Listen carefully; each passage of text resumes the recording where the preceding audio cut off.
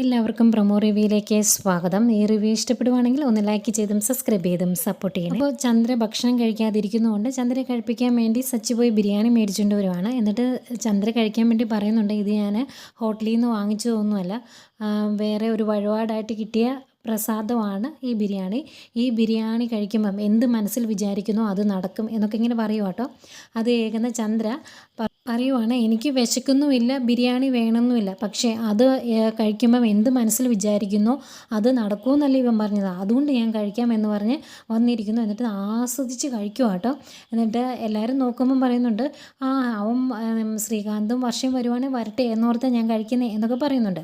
അന്നേരം സച്ചി പറയുന്നുണ്ട്, ഇത് ഇവിടെ എങ്ങും ഉള്ള ആളല്ല കുക്ക് ചെയ്തത്, പ്രത്യേകമായിട്ട് കുക്ക് ചെയ്തതാണ് ഇത് എന്നൊക്കെ പറയുമ്പോൾ, അങ്ങനെ കുക്ക് ചെയ്യാൻ ആളെന്താ അങ്ങ് അറേബ്യയിൽ നിന്ന് വന്നു എന്ന് ശ്രുതി ചോദിക്കും.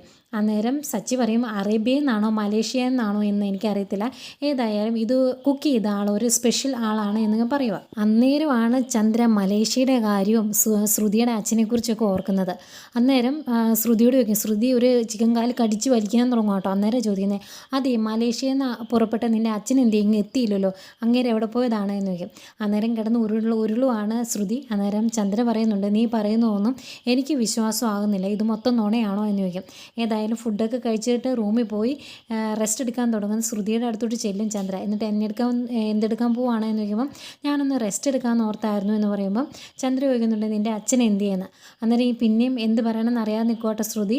അന്നേരം ചന്ദ്ര പറയുന്നുണ്ട്, നിൻ്റെ അച്ഛൻ ഇങ്ങോട്ട് വന്നില്ല എങ്കിൽ പിന്നെ നീ ഈ വീട്ടിൽ ജീവിക്കണോ വേണ്ടയോ എന്ന് ഞാൻ തീരുമാനിക്കുമെന്ന് പറഞ്ഞിട്ട് പുറത്തേക്ക് പോവാണ്. അന്നേരം ആകെ പെട്ടല്ലോ, ഇനി എന്ത് ചെയ്യും എന്ന് ഓർത്ത് വിഷമിച്ചിരിക്കുന്ന ശ്രുതിയെ കാണിക്കുന്നുണ്ട്. ഇതൊക്കെയായിരുന്നു പ്രമോ വിശേഷങ്ങൾ.